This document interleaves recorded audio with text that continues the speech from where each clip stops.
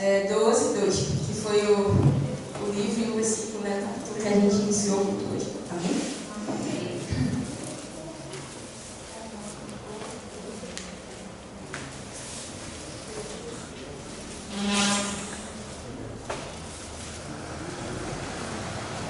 Quem achou isso também? Amém. Amém? Vamos ler em nome de Jesus. E não serem conformados com este mundo, mas serem transformados pela renovação da vossa mente, para que experimenteis qual é a boa, agradável e perfeita vontade de Deus. Amém? Amém. Para quem me conhece, meu nome é Karine, como o presbítero, né, falou. Eu faço parte aqui da Igreja Missionária Monte de Fé. Acredito que todo mundo já ouviu falar ou já passou por lá, né, que mora aqui no bairro. É uma honra para mim estar aqui. Espero que Deus ele abençoe a vida de vocês através da minha vida, que vocês recebam um direcionamento especial da parte de Deus através de mim. E jovens na contramão do mundo, é esse o tema, né? A gente, na atualidade, vê tantos jovens sem perspectiva daquilo que viver, sem perspectiva daquilo que fazer. Sabe, tudo é tão relativo no mundo de hoje. A gente vive sem um norte, sem um alvo. Muitas pessoas vivem dessa forma, não é? Mas nós temos um alvo, nós temos um caminho, nós temos um rumo, nós temos uma eternidade. Isso é ser um jovem na contramão do mundo. Como o presbítero disse aqui, quando ele estava lendo essa mesma passagem, ir na contramão é ir no sentido contrário daquilo que o pecado ele está indo, do caminho que o pecado ele traça. Então, primeiramente, que nós venhamos entender que existem dois caminhos. Existe o caminho de Deus e existe o caminho do diabo. Assim como Jesus ele tem um plano para você, assim como Deus ele estabeleceu algo para a sua vida, assim que desde que você nasceu, Deus ele determinou quem você seria, qual seria o seu nome, qual seria a sua família, de onde você veio, como é que você chegaria até Ele. O diabo também preparou algo para você, o diabo preparou algo para nós. Mas somos nós que decidimos quem nós queremos seguir. E eu quero começar falando que, mesmo estando dentro da igreja, nós não estamos isentos das tentações de irmos para o caminho mau. Afinal, nós vemos tantas pessoas dentro da igreja que não vivem o Evangelho de Cristo, que não vivem o caminho de Deus, que não vivem a verdade que é o Evangelho. Parece que tem mais desviado dentro da igreja do que fora da igreja. Porque tem pessoas que não vivem verdadeiramente a palavra de Deus, aquilo que Deus ele tratou, não tiveram uma transformação, se converteram apenas por emoção, por algo que aconteceu, por uma música, por um ambiente. Olha, o que te transforma não é o ambiente, o que te transforma não é a música, não é a emoção. Tudo isso nós temos porque somos humanos, mas o que te transforma é a palavra de Deus, é Jesus, é o Senhor. E andarem na contramão do mundo, para nós, jovens, adultos, pessoas já com um caráter formado, com uma mente formada, é viver segundo a palavra de Deus, é viver aquilo que a Bíblia diz. Nós somos o que a Bíblia diz que nós somos. Hoje no mundo nós podemos ser quem a gente quiser. O mundo ele coloca você lá em cima, mas Jesus ele diz: olha, negue-se a si mesmo se você quer me seguir. Deixe o seu eu, deixa tudo que você tem e me siga. Foi isso que aconteceu com Pedro. Pedro estava lá pescando peixe e Jesus disse assim, numa linguagem bem popular: ei, macho, vem-te embora. Vem-te embora que eu tenho algo melhor para você. Eu quero que você pesque homens, não peixe. Então Deus ele nos olha com uma perspectiva diferente e nós precisamos viver aquilo que Deus ele determinou para nós e nos ver como Deus ele nos vê. Como é que você tem que se olhar? Então, para início de conversa, ser um jovem na contramão do mundo é isso. Nesse capítulo de Romanos, nós vemos que Paulo ele fala sobre o estilo de vida cristão. Paulo ele trata sobre isso no capítulo 6 de Romanos, de maneira mais teórica, e de maneira prática ele começa a abordar esse tema novamente em Romanos 12. Em Romanos 12 ele começa dizendo: olha, tem um culto racional. No versículo 1 do capítulo 12 a gente vê isso: olha, adorem a adoração de vocês, o culto racional de vocês, entreguem todo o corpo de vocês, para que isso seja um culto racional de vocês a Deus. Então Paulo ele começa a abordar isso de maneira mais prática nesse capítulo. E o que nós conseguimos entender é que nós precisamos glorificar a Deus através das nossas vidas, através daquilo que somos. Andar na contramão do mundo também é isso, é viver segundo aquilo que Deus ele diz, é viver segundo aquilo que a palavra de Deus diz. Deus ele não tirou você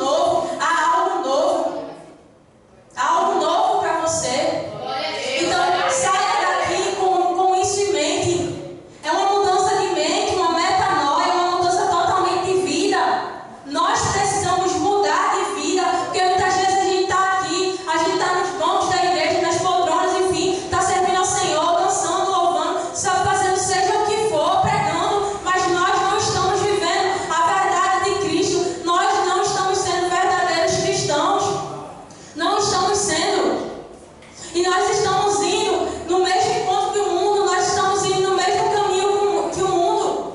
Nós estamos indo no mesmo bolo que as outras pessoas. Se você erra aqui dentro, você é tão pecador quanto quem erra lá fora. Porque você tem a consciência daquilo que você está fazendo. Pare de se esconder de Deus. Pare de esconder aquilo que você faz de Deus. Pare de esconder o seu pecado de Deus, porque Deus ele vê tudo. O presbítero pode não ver, aquele seu líder pode não ver, mas Deus ele vê o íntimo do nosso coração. Deus ele vê aquilo que o homem não vê, ele vê além. Ele vê muito mais profundo, muito mais íntimo. Então pare de esconder, pare de se esconder de Deus, comece a andar no caminho que Ele determinou para você. Porque não adianta. Eu cresci na igreja, a minha mãe, ela cresceu na igreja, minha família inteira. E uma hora eu tive que decidir quem eu iria ser em Jesus, quem eu iria ser em Deus. Porque não adianta você se esconder atrás da liderança, do presbítero, das pessoas quando Deus ele te vê. Deus ele não quer apenas as suas ações, os seus esforços não compram a Deus. Deus ele quer o nosso coração. Nós fazemos porque o amamos e essa é uma resposta da nossa vida em amor àquele que nos amou. Mas Deus ele deseja o nosso coração. Será que Deus ele tem tido o seu coração? Será que Deus ele tem vestido por completo, por inteiro, de maneira total? Eu não sei você, mas eu acho que eu encontrei Jesus com 10 anos. Nos últimos 8 anos eu tenho buscado dar o meu máximo no meu coração, Jesus. Não percam a essência.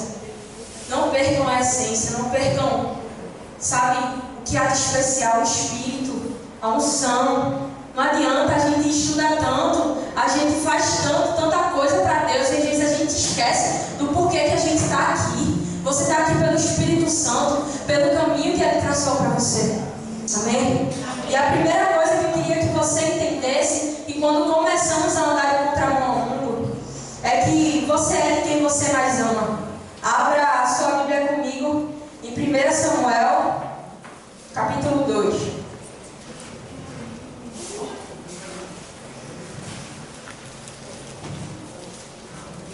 1 Samuel, capítulo 2, a partir do verso 22.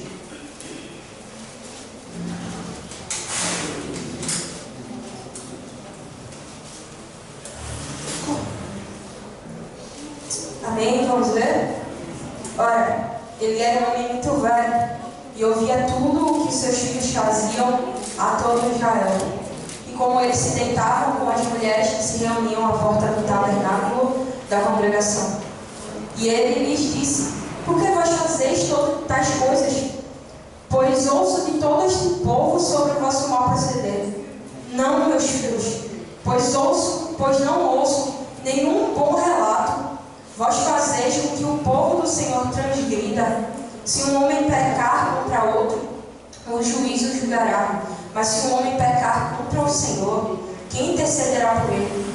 Não obstante, eles não atentaram à voz de seu pai, porque o Senhor os mataria. Amém? Como eu disse, a primeira coisa que eu quero tratar com você é que você é de quem você mais ama. A palavra do Senhor diz que a carne, ela guerreia contra o Espírito e o Espírito contra a carne, a fim de que um não consiga ceder à vontade do outro. Essa é a nossa vida. Os filhos de Eli, Ofni e Finéias, eles viviam uma vida de completa transgressão contra Deus. E eles foram criados num ambiente de igreja. Eles viviam no tabernáculo no Antigo Testamento. O seu pai era um sacerdote.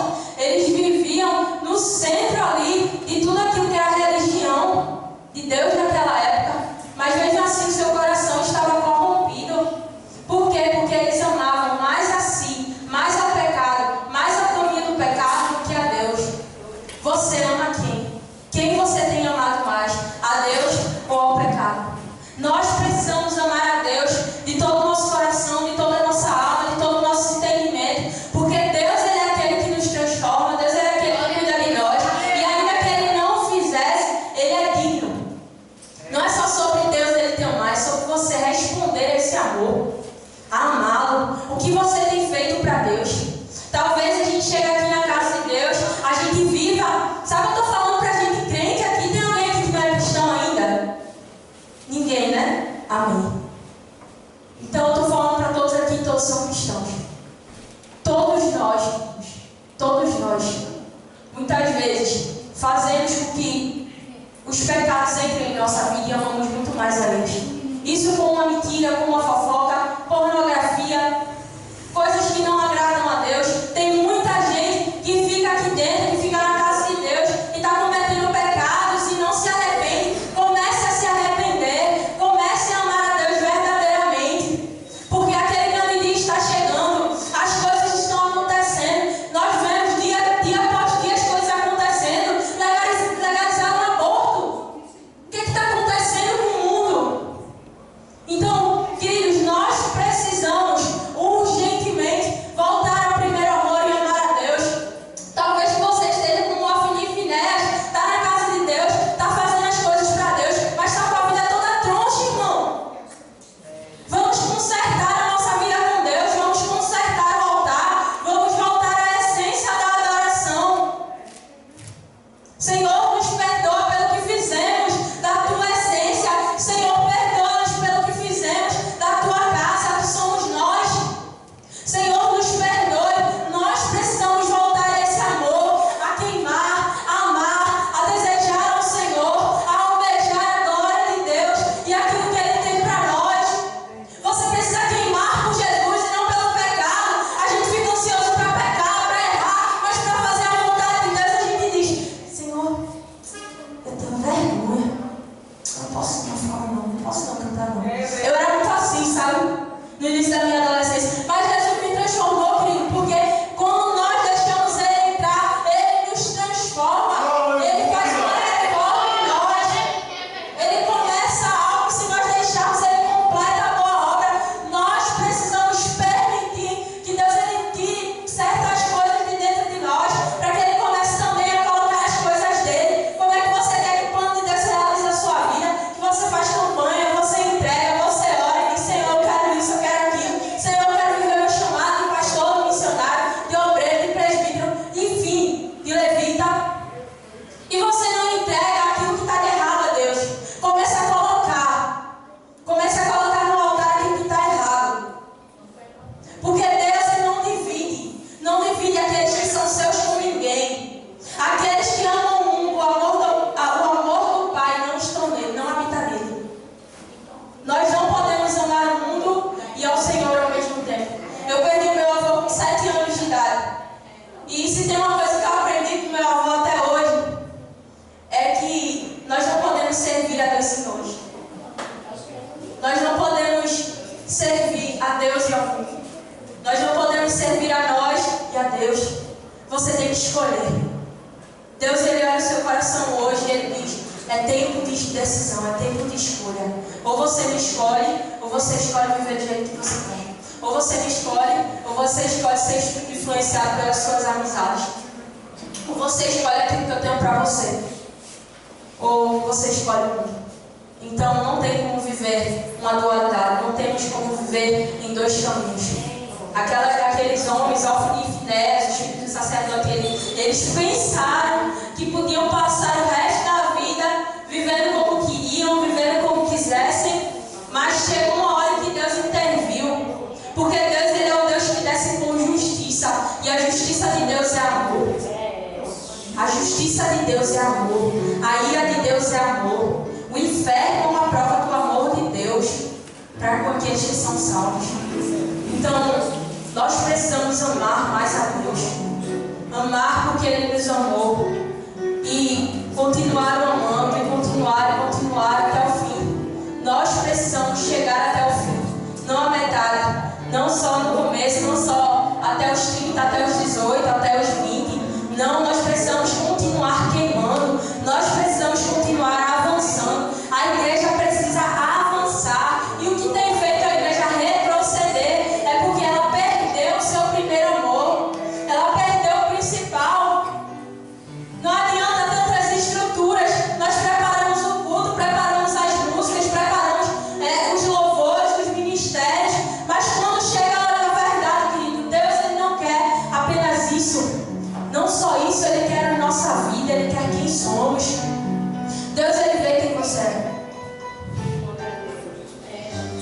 A segunda coisa é que nós temos que aprender que para andar com Deus há um preço, e esse preço é a renúncia. Abra comigo lá em 1 Samuel, ainda, né? Capítulo 3, verso 1.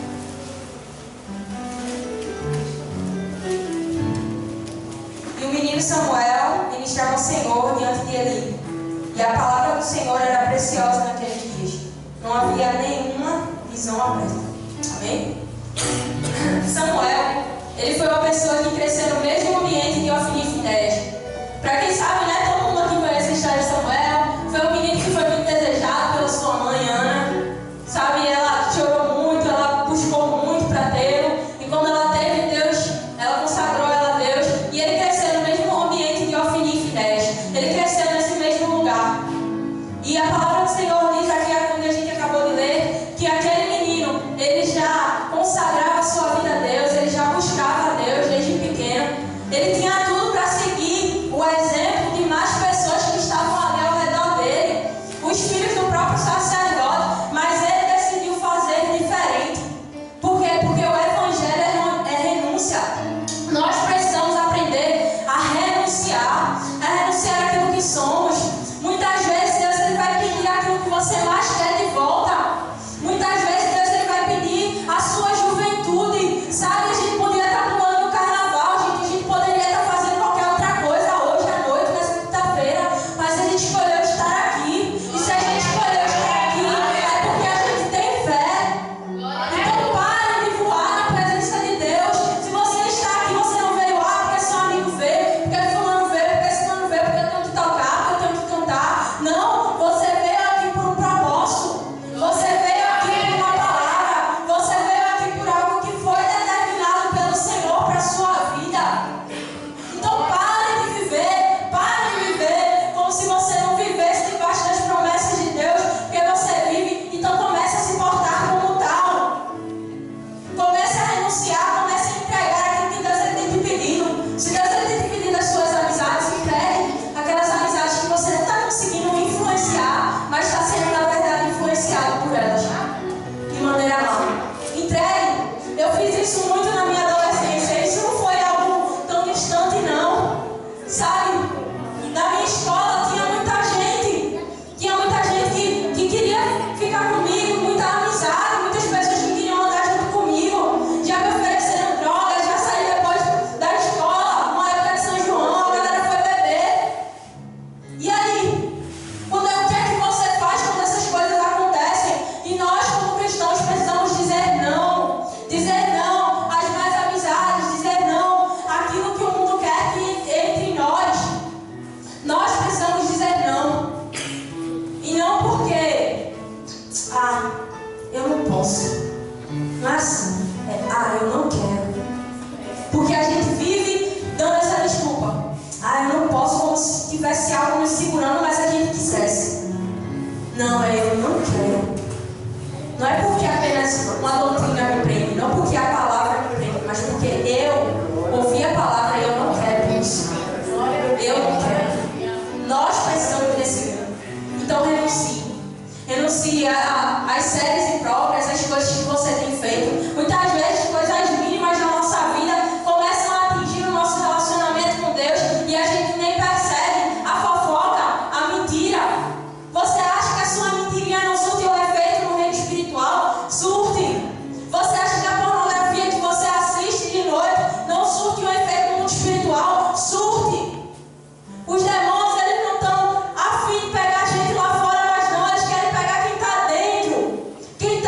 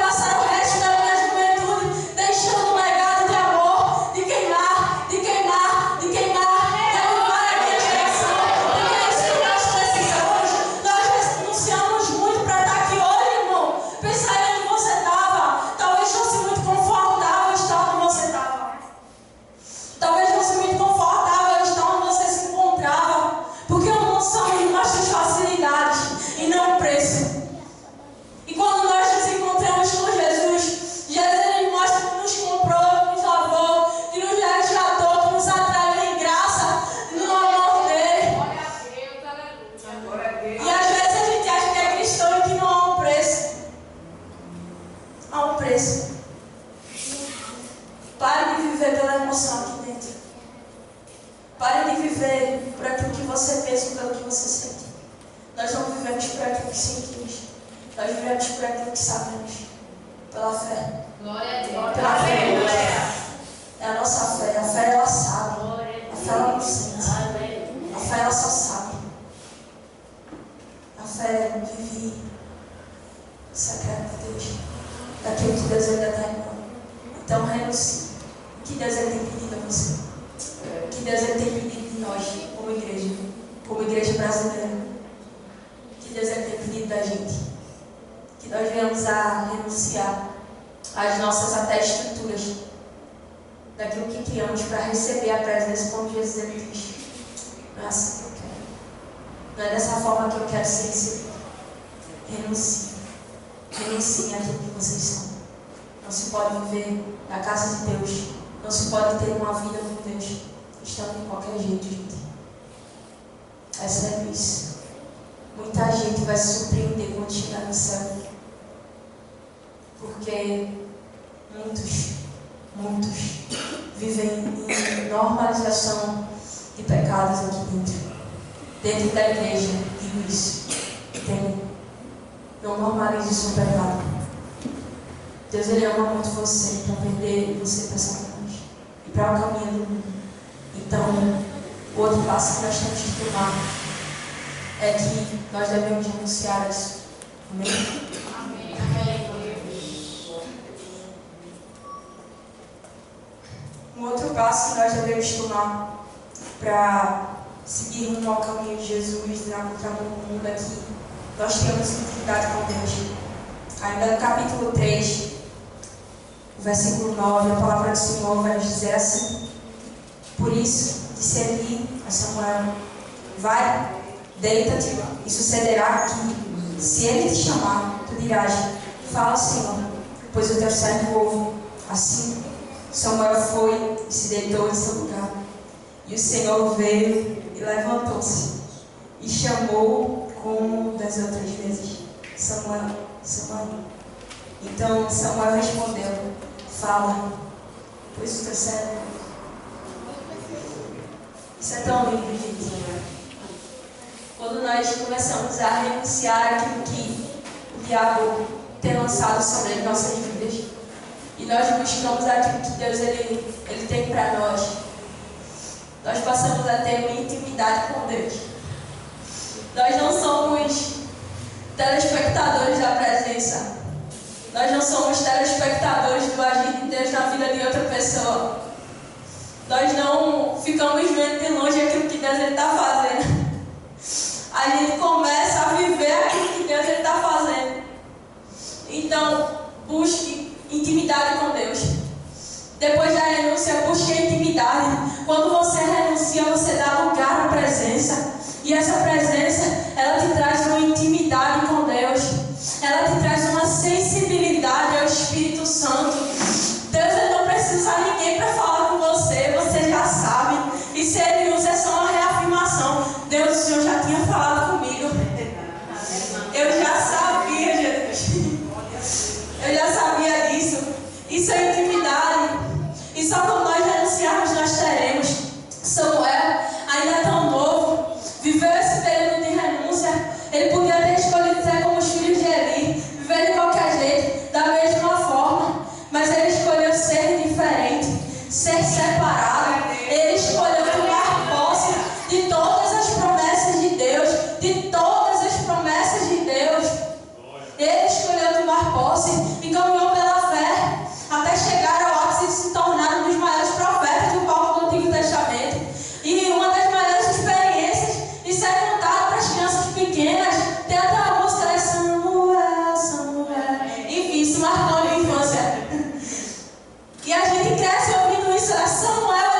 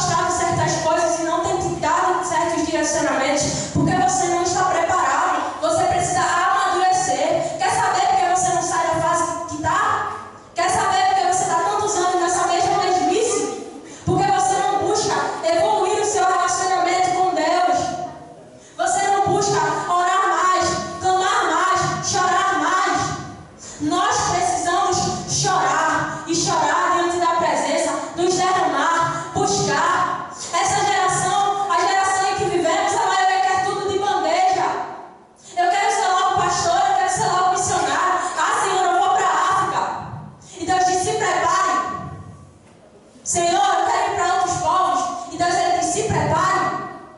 Você diz, Senhor, eu quero abrir uma igreja, eu quero ser um presbítero. Deus diz, se prepare. E como é que a gente se prepara? Tendo intimidade. Então comece a ter intimidade. E você vai conhecer a Jesus. Não porque você ouviu falar.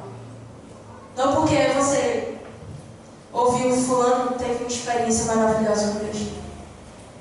Sabe aquele testemunho forte? Eu nunca tive esse testemunho. Sabe, da pessoa que saiu das drogas, que saiu da prostituição, que saiu disso, daquilo. E eu sempre fico olhando, meu Deus, que lindo. Eu queria, meu Deus. Mas a gente não pode viver da experiência dos outros, gente. A gente tem que viver da nossa própria experiência com Deus. Deus, ele quer te encontrar. Então, fecha a porta do teu quarto. Dobra os joelhos. Tenha um momento sozinho com Deus. Se você não tem tempo para ter esses momentos dessa forma, tenha no ônibus, leia a Bíblia, faça alguma coisa, mas não deixe de buscar a intimidade com Deus, a presença de Deus. O que te mantém firme não é a adoração de outras pessoas, é a sua adoração. Não terceirize a sua fé, não terceirize a sua busca. Samuel ele era apenas uma criança e ele podia dizer, eu só sou uma criança, o que eu posso fazer? Sabe, deixa o sacerdote buscar ele a Deus, ele sabe o que fazer, ele sabe como fazer. Mas ele decidiu ser inconformado. Ele não terceirizou a adoração, ele não terceirizou a busca, ele não terceirizou a busca da palavra, do conhecimento de Deus. O problema da gente é que a gente está terceirizando muito a nossa responsabilidade para os outros. A gente coloca a responsabilidade de buscar para o pregador do YouTube, para o pregador do culto, para o pessoal que está louvando no culto. Mas não, aquilo que acontece entre você e Deus depende de você e Deus. Pare de terceirizar a sua responsabilidade e comece a assumir. Você não depende da sua adoração e aquilo que você vai receber de Deus e buscar da parte de Deus não depende da pessoa que está do seu lado, não depende da pessoa que está à sua frente, depende de você. É você e Deus, é algo relacional, é algo íntimo. Então passe a buscar isso.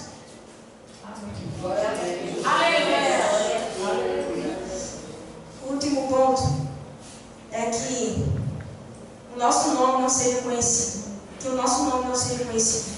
Mas que Deus ele permaneça conhecido através de tudo o que nós somos.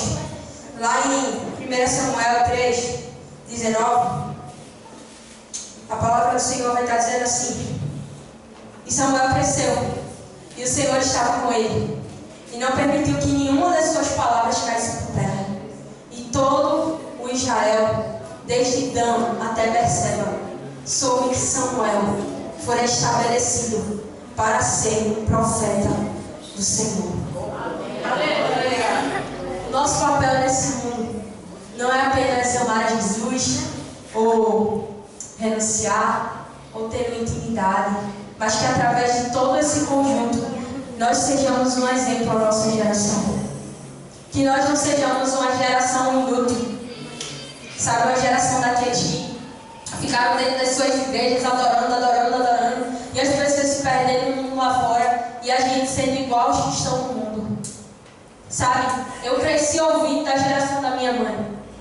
Eu cresci ouvindo de jovens e adolescentes que queimavam, de pessoas que se tornaram pastores, missionários, pessoas que cresceram dessa forma e que buscaram a Deus e eu dizia, Senhor, por favor, faça de novo, faça novamente, que o nosso nome não seja conhecido, mas que o nome do Senhor seja conhecido. Olha, eu não sei nem quem foi Karine, mas eu sei o que Deus fez. Eu sei o que Deus fez naquela noite, eu sei o que Deus fez ali, eu sei o que Deus fez através da vida dela. Eu não sei direito quem foi ela, mas eu sei o que Deus ele fez ali naquela noite, naquele dia, naquele horário. Porque não se trata de mim nem de você, se trata do agir de Deus. Então, sabe, Samuel, ele cresceu, ele se tornou um profeta e o Senhor estava com ele. E as pessoas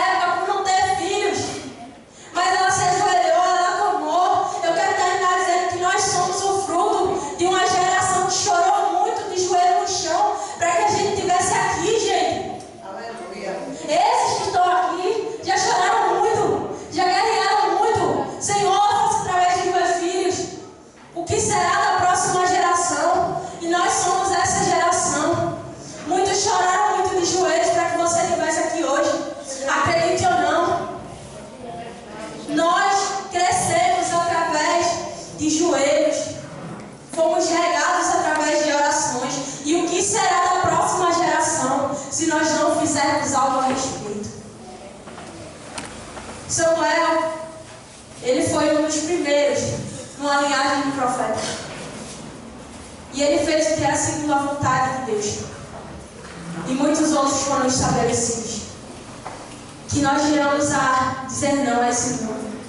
Porque é isso que Deus tem pra gente. Não é fama, não é glória. Ele faz pessoas aparecerem porque é da vontade dele, da glória dele. Quem tiver de ser reconhecido vai ser. Isso é para a glória dele. Nem sempre seremos. Mas é tudo para fazer em nome de Jesus Cristo. É tudo para a glória dele. Então não canse. Essa geração não pode parar. Essa geração precisa ser imparável. Talvez você seja um improvável. Ninguém acredita em você. Ninguém acredita em quem você é. E é verdade, a gente não é muita coisa mesmo. A gente muitas vezes não é muita coisa. Mas experimente de quem Deus é. E você vai descobrir aquilo que Ele faz, que Ele pode fazer através de você. Aquilo que Ele pode fazer através de pessoas improváveis. Amém? Então, o que eu deixo aqui para finalizar, resumindo tudo aquilo que a gente falou aqui nessa noite, é que diante de todas essas coisas, devemos compreender que se quisermos ser jovens, que andam na contramão do mundo, precisamos amar a Deus ainda mais que o mundo e ainda mais que tudo. Precisamos renunciar às nossas vontades e às vontades do pecado, porque a nossa carne tende a isso. Devemos então ter intimidade com Deus para fazer sua glória conhecida através de nós nesse mundo. Nós não somos daqui. Se formos a resposta das orações e dos joelhos que se dobraram para que estivéssemos aqui hoje, é uma certeza de que a nossa geração será marcada por um toque único da parte de Jesus. Amém? Ande com Jesus e não com o mundo, não com Satanás. Que Deus abençoe a vida de vocês.